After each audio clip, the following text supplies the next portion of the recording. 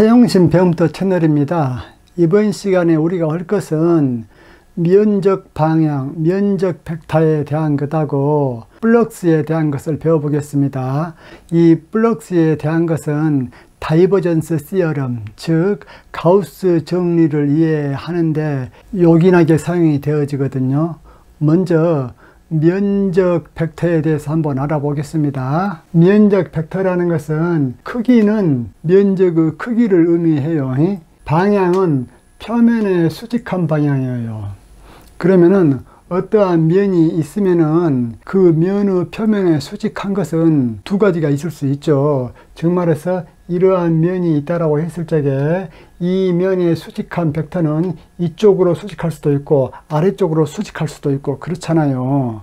그럴 적에 어떻게 면적 방향을 정해 줄 것인가, 그것에 대해서 보겠습니다. 먼저 방향은 표면의 수직한 방향이라고 해 놓았는데 입체에서는 표면의 수직한 외향 방향 이렇게 했거든요. 입체라는 것은 공간을 가지고 있는 도형이죠.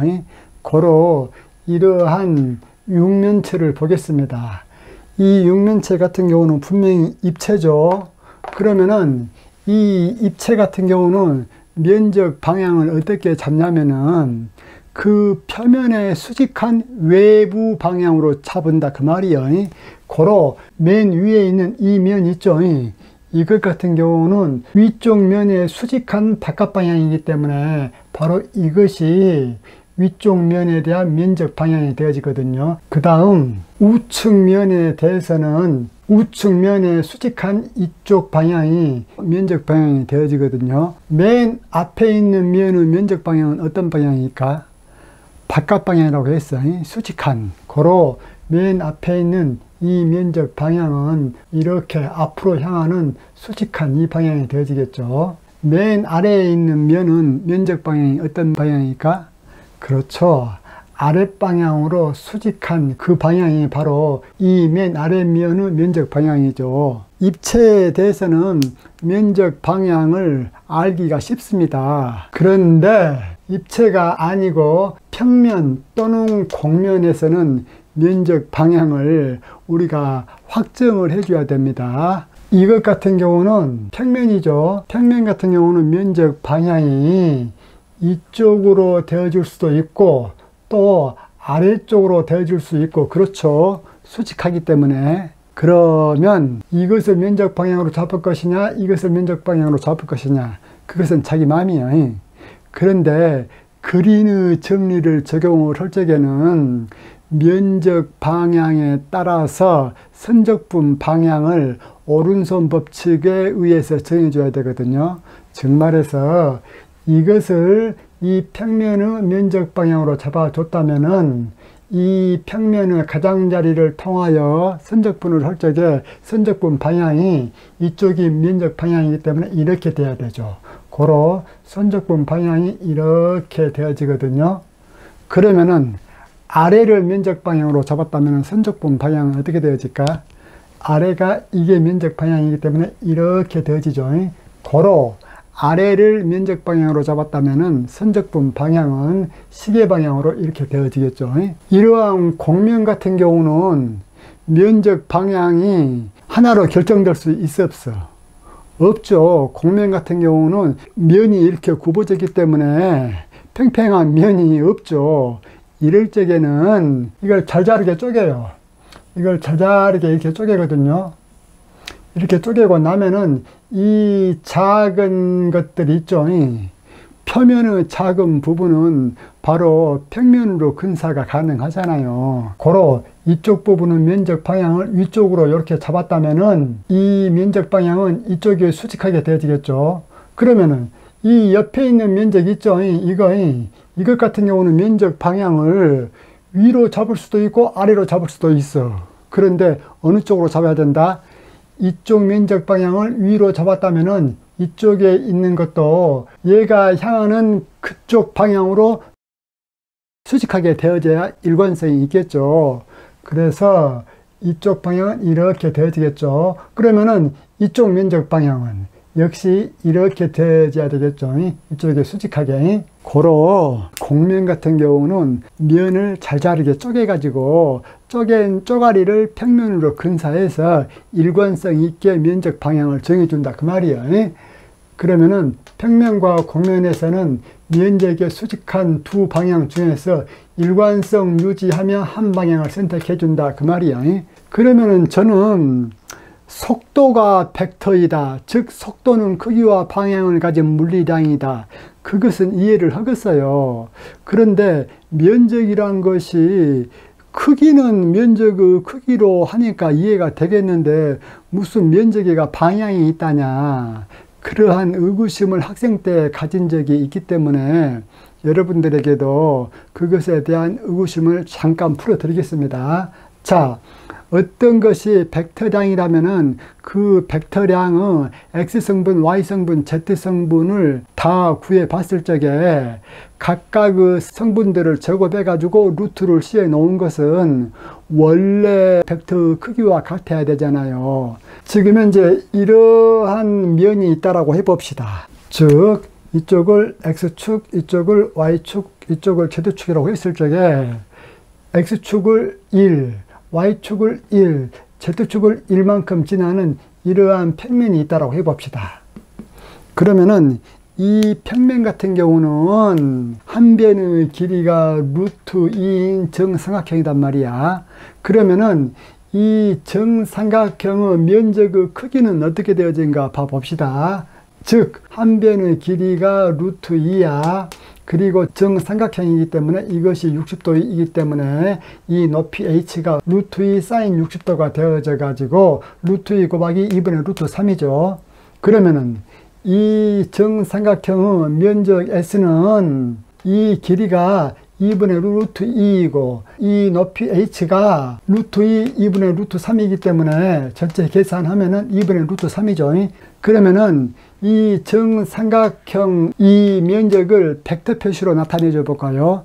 일단은 이 면적을 우리가 S라고 했을 적에 S 벡터는 우리가 여기서 정의한 걸로 나타내 주면은 크기는 방금 면적의 크기 2분의 루트 3 했고 방향은 바로 이 정삼각형의 수직한 방향이기 때문에 그 수직한 방향은 원점에서 이 한가운데를 지나는 단위 벡터이기 때문에 X캡 더하기 Y캡 더하기 Z캡에서 루트 3으로 나눠주면 되어지죠. 이걸 다 계산을 하면은 2분의 1 해놓고 X캡 플러스 Y캡 플러스 Z캡 그렇게 된단 말입니다. 그러면은 진짜로 이 면적의 X성분, Y성분, Z성분을 구해 가지고 그 각각을 제곱해서 루트 씌워 놓으면은 그것이 원래의 이 면적인 2분의 루트 3과 같냐 그걸 한번 확인해 보자 이거예요. 완벽한 것은 아니지만은 그래도 아하 면적을 벡터로 사용해도 될 수 있겠구나 라는 느낌만 갖자 그 말이야. 그러면은 이러한 정삼각형 면적의 X성분을 구하려면은 이 정삼각형을 어디다가 투영해야 X성분이 구해지겠습니까?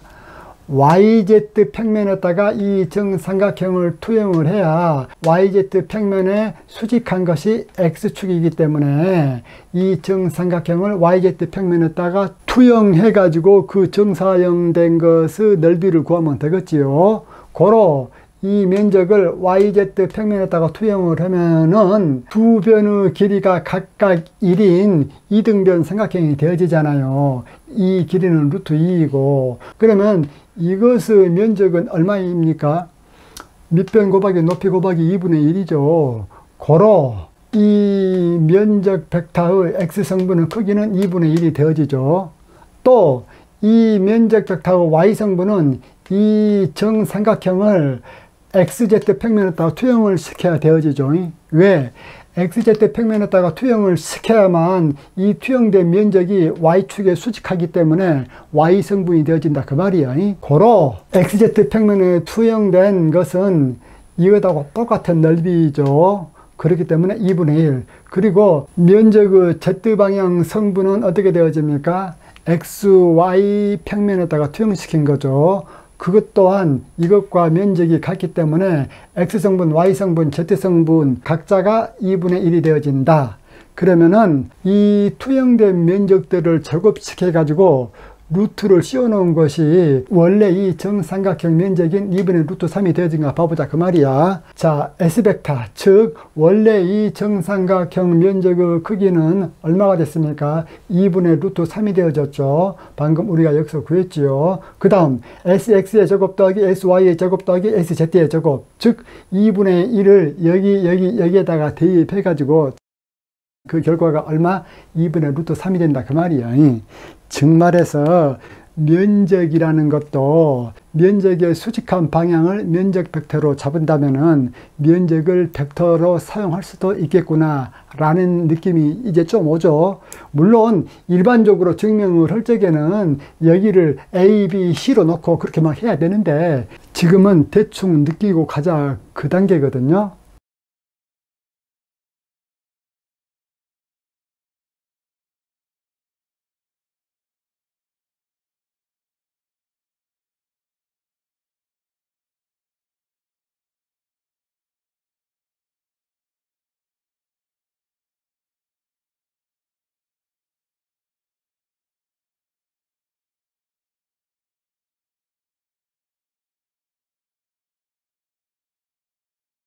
자, 그러면은 이제 약간 얘기 방향을 바꿔서 플럭스에 대해서 준비 단계에 들어가도록 하겠습니다. 플럭스, FLUX.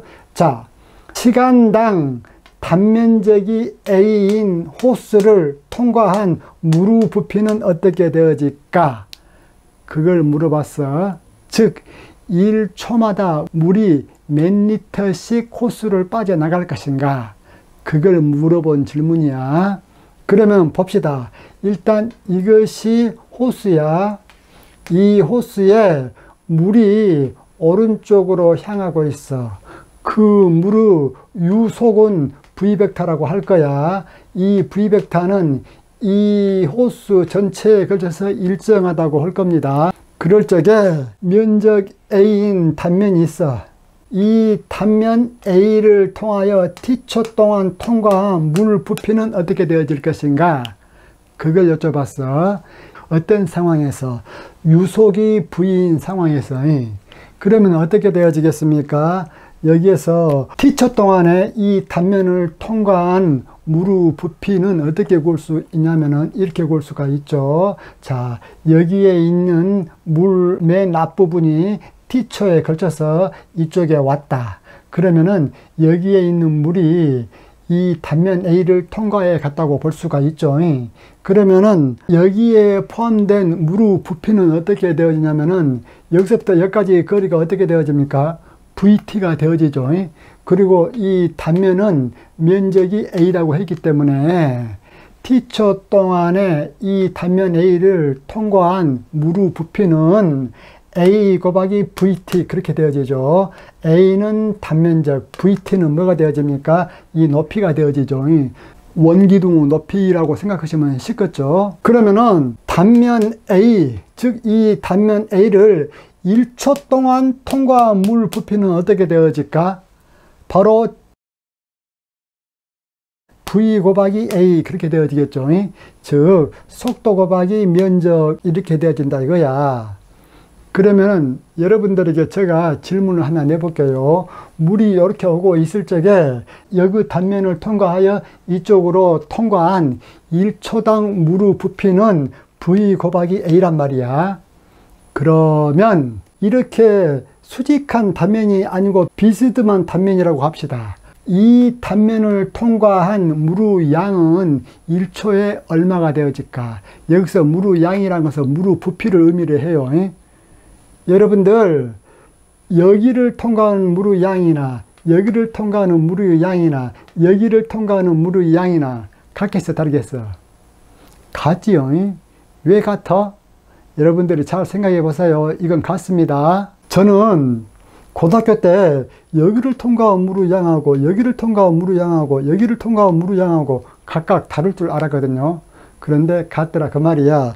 왜 같은가 그걸 제가 지금 약간 얘기를 해드릴까요? 여기 면 있죠. 여기 이 면 같은 경우는 여기에다가 평행하게 그림을 그리면 이렇게 되어지죠. 즉 말해서 이 공간에 있는 물이 이 면을 통과를 하게 되어지잖아요. 그러면 보세요. 여기에 있는 물의 양하고 약간 비스듬하게 되어 있는 여기에 있는 물의 양하고 같아 틀려. 같지요. 왜 같아? 이쪽을 쪼개가지고 여기다 딱 갖다 붙여 놓으면은 결국은 같잖아요. 그래서 여기를 통과한 물의 양이나 여기를 통과한 물의 양이나 여기를 통과한 물의 양이나 다 어때? 같다 그 말이야. 그러면 이것을 일반적으로 나타내면 어떻게 되어지느냐? 보세요 여러분들. 이 단면 같은 경우는 면적 방향을 이렇게 잡겠습니다. 그리고 이 단면 같은 경우는 면적 방향이 어느 쪽이 되어지겠습니까? 이렇게 되어지겠죠. 그리고 이 단면 같은 경우는 면적 방향이 어떻게 되어지겠습니까? 이렇게 되어지죠. 이렇게 수직하게 되어져야 되기 때문에 면적 방향이. 그러면은 이쪽을 통과한 물의 양이나 이쪽을 통과한 물의 양이나 이쪽을 통과한 물의 양이나 다 같다겠잖아요. 그 말을 좀 더 유식하게 얘기를 한다면 어떻게 되어지느냐? 보세요. 이것을 일반화 시켜서 여기에다 한번 적어 볼게요. 속도가 V인 유체가 표면 S를 통하여 표면 밖으로 시간당 유출되는 유체의 부피요. 유체의 부피는 어떻게 되어지느냐? V.dA 이것을 그 전체 표면에 걸쳐서 다 합쳐주면 되는 겁니다. 왜 이렇게 되어지는가 라는 것을 잘 생각을 해 보셔야 됩니다. V.dA 왜 여가 닷가 붙은가 그걸 생각해 보셔야 돼. 여러분들 여기에서 이 면적을 여기에다가 투영을 시키면은 이 면적이 바로 투영된 이 면적이 되어지죠. 마찬가지로 이 면적도 여기에다가 투영을 시키면은 이것이 여기가 투영이 되어지면 이 면적이 되어지잖아요. 여러분들 그 고등학교 때 정사형이라는 거 배웠잖아요. 정사형을 배울 적에 면적이 세타만큼 기울어져 있을 적에 그 세타만큼 기울어진 그 면적 그 정사형을 구하면은 코사인 세타가 달라붙잖아요. 그 코사인 세타가 달라붙기 때문에 여기에다가 닷드 이렇게 해주면 되는 거예요. 닷드 그렇게 해주면은 이 닷드가 코사인 세타를 포함하고 있기 때문에 V.dA 이렇게 해 놓으면은 이 면에 적용을 시켜도 상관없고 또 이 면에 적용을 해도 상관없고 이 면에 적용을 해도 상관이 없어요. 그 부피가 다 같게 나옵니다. 이때 여러분들 속도가 V인 유체가 표면 S를 통하여 표면 밖으로 시간당 유출되는 부피가 V.dA를 전체 표면에 걸쳐서 적분해 놓은 거라고 했잖아요. 이것을 살펴보면 이렇게 되어진 거죠. 지금 현재 이것이 무엇이냐면은 표면이에요. 이거 표면이야. 이 표면에서 유체가 빠져나와 속도 V로 여기에서는 이렇게 나올 것이고 여기서는 이렇게 나올 것이고 여기서는 이렇게 나올 것이야. 이렇게 미세하게 지금 쪼개놨단 말이야. 여기서는 이렇게 나오고 이렇게 나오고 이렇게 나오고 다 이렇게 나온 것들을 이 속도에다가 이 면적을 곱해 가지고 전체 표면에 걸쳐서 다 합쳐줘야 물 부피가 되어지겠죠. 즉 이 표면을 통해서 빠져나오는 물 부피가 되어진다 그 말이야. 그래서 여러분들 이 플럭스 있죠. 조금 있으면 플럭스란 말을 쓸 것인데 어떤 벡터에다가 바로 면적을 내적을 해주는 이 양을 그 벡터 V의 플럭스라고 해요. 그건 좀 이따가 다시 얘기를 할 거니까 이 수식을 가만히 보면은 이 V라는 것은 이 적분을 함에 있어서 어디에서 V입니까? 바로 미소 면적 DA를 관통하고 있는 V가 되어지잖아요. 여기서 보세요. 미소 면적 DA를 관통하고 있는 이것이 뭐야? V가 되어지잖아요. 이때 이것을 다르게 또 해석을 해보면 어떻게 되어지느냐? DA에서 V가 방출됨을 기술하고 있지요.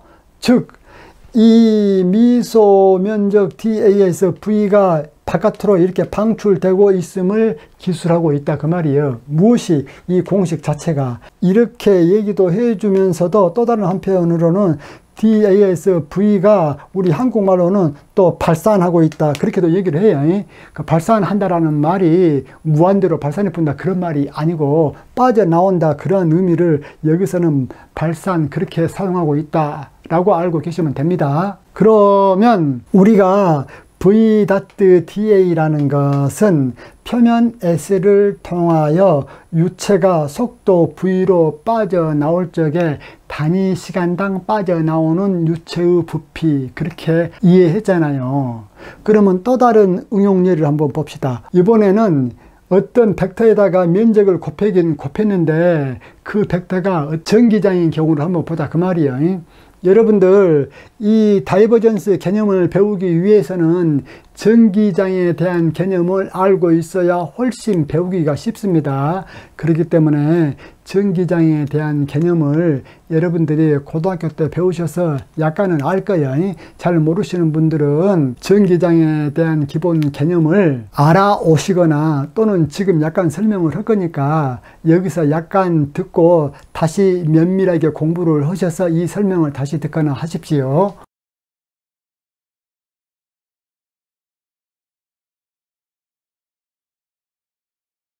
자, 전하 Q가 자연에 있어. 전하 Q가 자연에 있다. 질량이라는 것이 자연에 존재하듯이 전하 Q라는 것이 자연에 있다. 그런데 전하 Q를 가진 물질들이 만약에 그 전하가 같은 극을 가지면은 서로 밀쳐내고 다른 극을 가지면은 서로 잡아당기죠. 같은 극, 이 말은 같은 부호, 다른 극, 이것은 다른 부호, 그 말이에요. 전하에서는 전하는 플러스 부호, 마이너스 부호 그렇게 되어 있잖아요. 이럴 적에 전기장 EQ 이게 있다라고 합시다. 지금은 당장은 EQ가 0보다 크다라고 가정을 하겠습니다. 전기장 EQ가 있다라고 했을 적에 그것은 4파이 입실론 제로 R제곱분의 Q여서 R방향 그렇게 되어지죠. 여기서 R이란 것은 Q가 있는 지점으로부터 전기장을 계산하고자 하는 거기까지의 거리요. R벡터란 것은 구좌표에서 R벡터요. 여러분들 구좌표 잘 모르시는 분들은 여기 그리게 보세요. 이렇게 해서 전기장 E가 4파이 입실론 제로 R제곱분의 Q의 R방향이라는 것을 밝혀냈단 말이에요. 원래는 쿨롱은 쿨롱 포스라고 해가지고 그 힘을 측정해서 냈지만은 쿨롱 포스를 전하 Q로 나눠준 것이 전기장이잖아요. 그러면은 여기에가 Q가 있다면은 Q에 의한 전기장의 세기는 R이 커지면 커질수록 더 작아지잖아요.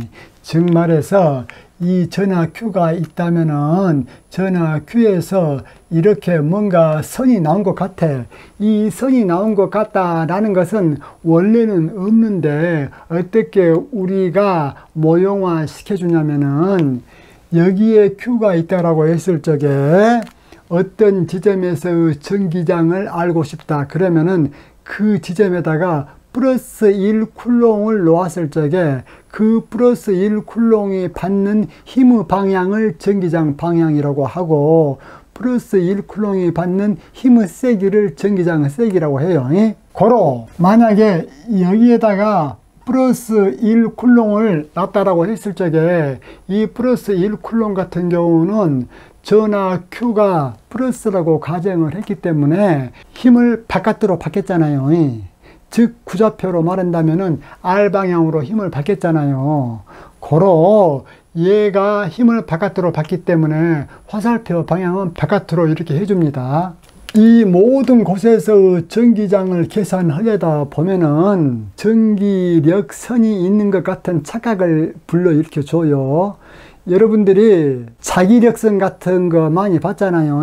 인터넷에서 당장 자기력선하고 검색을 해보세요. 그러면 두 자석 사이에 철가루를 뿌려 놓으면은 마치 그 철가루가 어떠한 선을 따라서 놓여져 있는 것 같은 착각을 불러일으키잖아요.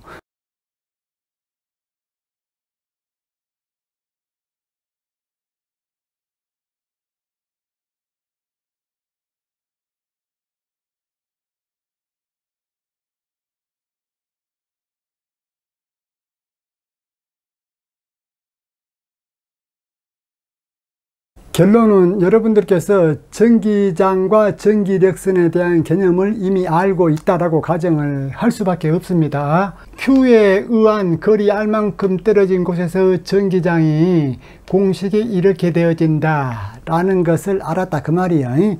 이때 우리가 전하 Q에서 마치 뭐가 튀어나온 것 같은 착각을 불러일으키거든요. 그 착각이란 것은 다름 아닌 모든 지점에서 전기장 선을 연결을 해 놓은 것이 바로 전기력선이거든요. 다시 한번, 전기력선이 무엇이냐? 모든 지점에서 전기장 방향을 연결해 놓은 그 선을 전기력선이라 한다 그 말이야. 즉 말해서 일단 이쪽 Q가 있는 지점에서 이쪽 방향으로 전기장이 형성이 되어지고 이쪽으로도 형성이 되어지고 전부 다 방사상으로 형성이 되어지죠. 그러면은 이 지점에서 전기장의 세기가 이쯤 되고 방향이 이쪽이었다. 그러고 난 다음에 다시 이 지점에서 전기장의 세기와 방향을 그리면 빨간색처럼 되어지고, 그 다음 그 끝나는 그 지점에서부터 또 전기장의 세기를 그리면 파란색처럼 되어지고 그렇거든요. 이것들이 다 전기력선이다 그 말이야. 그러면 전하 Q에서 방출된 전기력선의 수 있죠. 이것을 우리가 잘 몰라. 그런데 일단 N이라고 한번 놔봅시다. N개. 이때 반지름이 R인 구표면상의 전기력선 밀도를 한번 보겠습니다. 즉 반지름이 R인 구표면상에서 전기력선의 밀도를 한번 봅시다. 그러면은 전하 Q에서 방출된 전기력선의 개수가 N개이기 때문에 전기력선 밀도는 어떻게 되어집니까? 4πr 제곱분의 N 그렇게 되어지겠죠. 왜? 반경이 R인 구표면적이 4πr 제곱이기 때문에. 그러면은 첫 번째와 두 번째의 결과로부터 우리가 전하 Q에서 전기력선이 입실론 제로분의 Q개가 방출된다고 가정을 하자. 즉 전하 Q에서 전기력선이 입실론 제로분의 Q개가 방출된다고 가정을 하게 되어지면은 보세요. 전기력선 밀도를 보겠습니다. 전기력선의 밀도는 4πr 제곱분의 전기력선의 개수라고 했어. Q에서 나오는 전기력선의 개수요. 저는 여기서 전기력선을 Q에서 몇 개가 나온다고 임시로 그리고 있습니까? 하나, 둘, 셋, 넷, 다섯, 여섯, 일곱, 여덟 개가 나온다고 그리고 있죠. 근데 몇 개가 나와 실상은 입실론 제로분의 Q개가 나온다고 가정하자 그 말이에요. 그렇게 가정을 해 놓으면은 전기력선 밀도가 어떻게 되어지냐면은 4πr 제곱분의 N에서 4πr 제곱분의 N이 입실론 제로분의 Q개죠. 고로 이것을 다시 적으면은 4파이 입실론 제로 R 제곱분의 Q 그렇게 되어지죠. 그런데 4파이 입실론 제로 R 제곱분의 Q가 결국은 뭐하고 같습니까? Q로부터 생성된 거리 R인 지점에서의 전기장의 세기하고 같잖아요. 즉 전기장의 크기하고 같잖아요. 그렇기 때문에 전하 Q에서 전기력선이 입실론 제로분의 Q개가 방출된다고 그렇게 가정을 하게 되어지면은 전기력선 밀도의 크기하고 Q에 의해서 형성된 전기장의 세기가 같다 그 말이에요. 어떤 지점에서? 거리가 R인 지점에서. 그러면 이제 보십시오. 우리가 어떻게 이제 전기장을 해석할 수가 있냐면은 전기장은 전하 Q에서 나온 전기력선의 밀도로 그 크기를 정할 수가 있다 라고 얘기했죠. 그 밀도라는 것은 어떤 밀도예요? 표면에 대한 밀도죠. 즉 전기력선의 수를 표면적으로 나눠준 것이 바로 표면에 대한 밀도가 되어지죠. 그러면 보십시오. 전기장 E가 표면적에 대한 밀도이기 때문에 전기장 E를 어떻게도 해석할 수가 있냐면은 단위 면적당 전기력선의 개수 그렇게 얘기할 수가 있죠. 무엇이? 전기장의 세기가 또는 전기장의 크기가. 그러면은 단위 면적당 전기력선의 수 거기에다가 내적을 dA를 해줘서 여기다가 닷트 dA를 해줬다는 말은 무엇이요? 면적을 전기력선에 수직하게 놔줬다 그 말이죠. 왜? 면적 방향이 표면에 수직한 방향이기 때문에. 그렇기 때문에 여기에서 보십시오. 이러한 전하 Q에서 전기력선이 나오고 있다고 했을 적에 큰 구를 한번 생각해 봅시다. 이게 구야. 그러면은 이 구 특정 표면을 통하여 나오는 전기력선의 개수도 계산할 수 있겠죠. 어떻게 계산해? 전기력선 밀도 곱하기 이 표면적 dA 해주면은 dA를 통하여 방출되는 전기력선의 수가 되어지겠죠. 이거 잘 이해를 하셔야 돼. 그러면은 이 닷트 dA에서 표면 S에 대해서 적분을 해주면 어떻게 되어질까? 표면 S를 통하여 방출되는 전기력선의 수가 되어지겠죠. 이때는 이제 표면이 한 이쯤 큰 것이 되어지겠죠. 이 큰 표면을 통하여 나오는 전기력선의 개수는 어떻게 되어진다? 이 닷트 dA 그렇게 되어진다 그 말이야. 그러면은 이번에는 표면을 이 전하 Q를 전체적으로 감싸고 있는 구로 잡아 봅시다. 구로 잡아 보면은 그 표면이 어때요? 완전히 닫혀진 표면이 되어지죠. 닫혀진 표면이 되어져. 그러한 닫혀진 표면의 경우에 대해서는 적분기호 앞에다가 동글뱅이를 하나 쳐주거든요. 그때는 표면은 표면이라고 할지라도 폐곡면이라고 그렇게 얘기를 해주죠. 닫혀진 곡면이.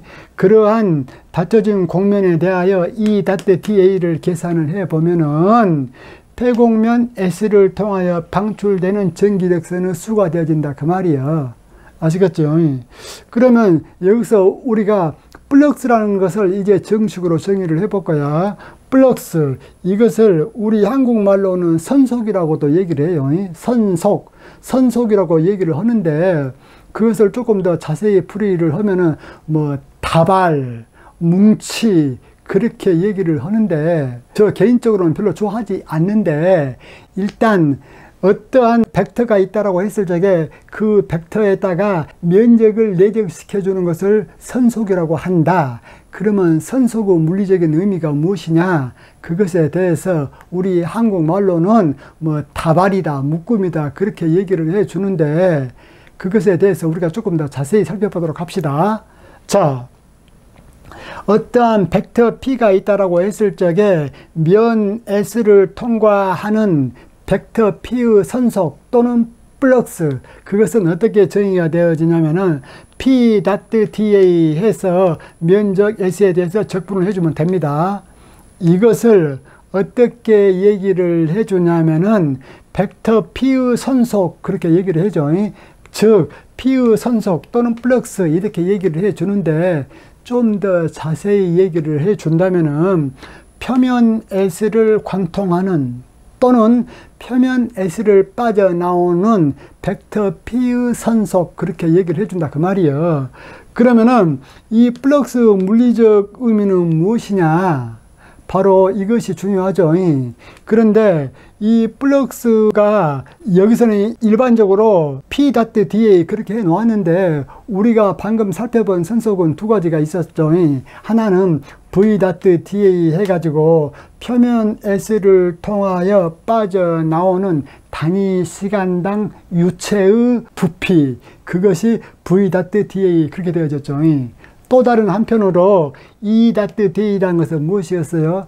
면적 dA를 통하여 빠져나오는 전기력선의 수 그렇게 되어졌죠. 어떻게 되어졌든지 간에 선속이란 것은 공통점이 있어요. V 닷트 dA나 E 닷트 dA나 또는 P 닷트 dA나 공통점이 무엇이냐? 면적 dA를 통하여 벡터 P가 빠져나온다. 그것에 대해서는 공통점이 있어. 그런데 차이점은 무엇이냐? 즉 V 닷트 dA가 있고 E 닷트 dA가 있는데 V 닷트 dA나 E 닷트 dA나 전부 다 미소 면적 dA를 통하여 속도 벡터 V가 빠져나오고 또는 전기장 E가 빠져나오고 이것에 대해서는 다 공통이야. 그런데 이 전체에 대한 물리적인 의미를 보면은 케이스 바이 케이스야. 즉 V 닷트 dA는 뭐야? 유체가 표면 S를 통하여 빠져나올 적에 단위 시간당 빠져나오는 유체의 부피가 V 닷트 dA이고 또 E 닷트 dA는 면적 dA를 통하여 빠져나오는 전기력선의 수가 되어지죠. 물론 여기서 적분해서 S자를 붙여 놓은 것은 모든 표면에 걸쳐서 다 합쳐주면 적분이 되어지는 것이고 그런 점에서 여러분들이 블록스에 대해서 모든 블록스 공통점과 차이점, 그 차이점은 케이스 바이 케이스예요. 그때그때마다 따져봐가지고 물리적인 의미를 살펴봐줘야 된다 그 말이야. 그래요. 이것이 바로 다이버전스를 배우기 위한 첫 단계거든요. 강의를 잘 들으셨다면 좋아요, 구독 클릭해 주시면 제가 기분이 좋겠지요. 이상입니다.